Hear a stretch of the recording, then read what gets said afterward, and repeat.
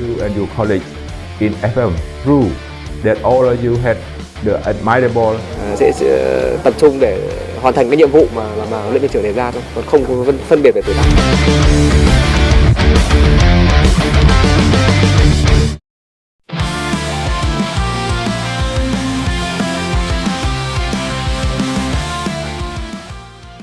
Tim Asuhan Sintayong memang bukan tim terkuat dalam ajang 2 tahunan Piala AFF edisi ini, tetapi mereka memiliki senjata mematikan buat tim-tim lawan yang kini kembali menjadi sorotan tajam.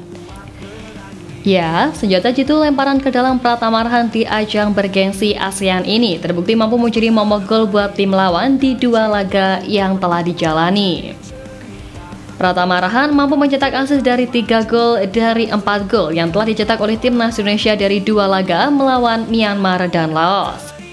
Assist tersebut dicetak oleh pemain Suwon FC itu melalui lemparan ke dalam yang langsung mengarah ke depan gawang yang dimanfaatkan dengan semaksimal mungkin.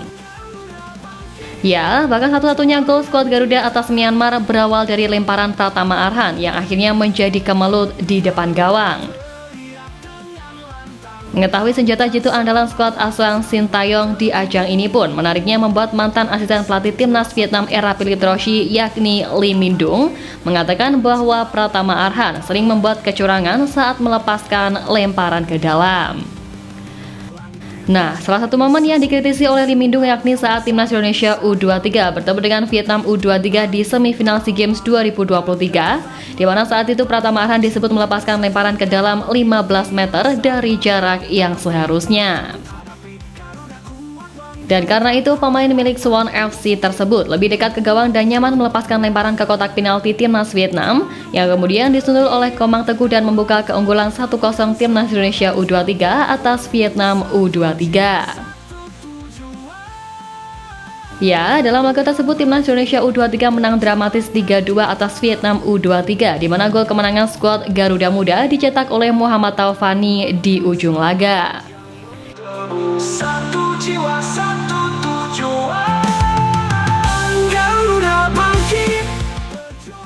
Nah, anggapan curang dari publik Vietnam itu tadi juga pernah dituduhkan oleh Kapten Vietnam Do Hung Dung yang menilai bahwa Pratama Arhan curang karena melewati titik lemparan. Sementara itu, pemain lain yakni Bui Tin Dung menegaskan bahwa timnya telah belajar dari pengalaman di laga-laga sebelumnya, sehingga ancaman pun seakan ditebar oleh bek Vietnam itu dengan mengatakan bahwa ia dan rekan-rekannya akan menerapkan solusi yang efektif untuk mengatasi lemparan ke dalam Arhan. Kami sudah beberapa kali bertemu dengan Indonesia dan akan menerapkan strategi yang efektif untuk menghadapi situasi lemparan bola panjang mereka. Pemain berusia 26 tahun ini juga mengakui bahwa meskipun Indonesia memiliki skuad dengan banyak pemain muda baru, mereka tetap menjadi lawan yang berbahaya baginya, di mana energi baru yang dibawa oleh pemain muda memberikan dinamika berbeda bagi skuad Garuda meskipun performa di lapangan masih sulit untuk diprediksi. Jelas melihat ini, tensi rivalitas sepak bola antara Indonesia dan Vietnam kembali memanas jelang bersua di ajang bergengsi kelas ASEAN ini. Tuduhan curang yang mereka lontarkan seakan tak membuat mereka berkaca melihat bagaimana permainan kasar yang mereka tampilkan di tiap pertandingan. Semangat yang menggebu, satu jiwa, satu tujuan. Ya, Vietnam ini kayaknya dongkol sebab mereka memprediksi kalau timnas Indonesia U22 rasa senior ini enggak akan kemana-mana. Namun nyatanya situasinya benar-benar menunjukkan kalau Indonesia mampu bersaing, hal yang kemudian seolah membuktikan soal perkataan Madam Pang yang memperingatkan tim-tim peserta lainnya untuk enggak menganggap enteng Indonesia. Sebab kendati cuma turun dengan skuad U22, bukan berarti mereka bisa dikalahkan semudah itu.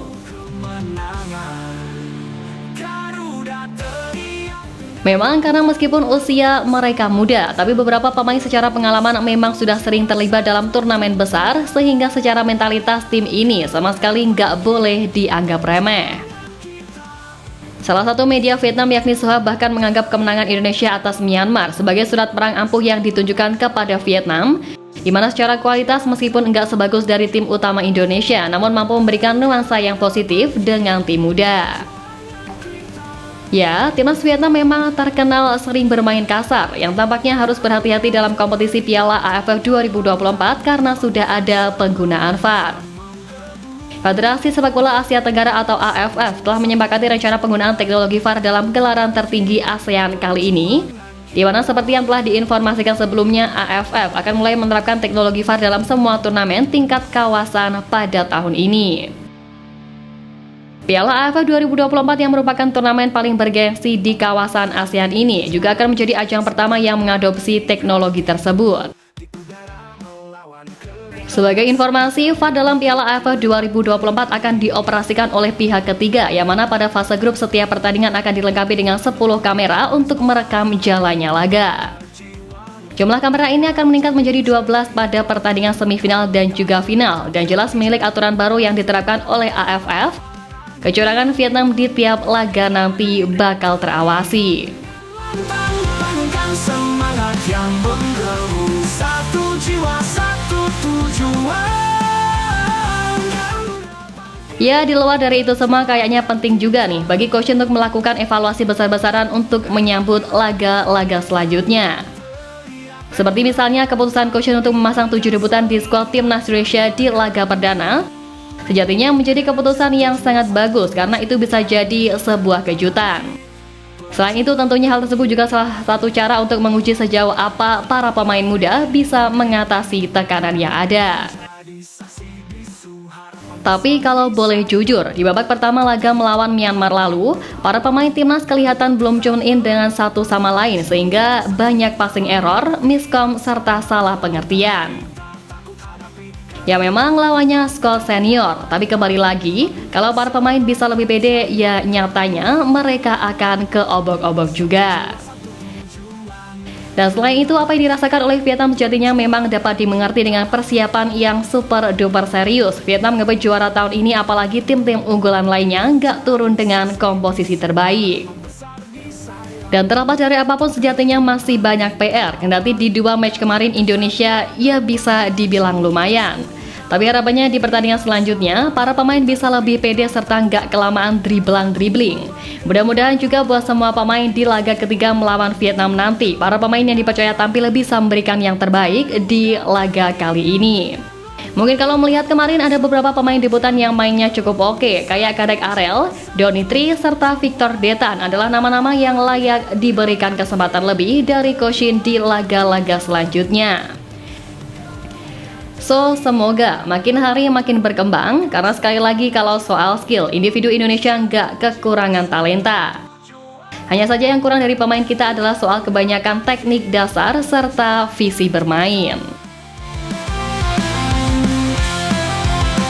Garuda teriak dengan lantang, bangunkan semangat yang menggebu.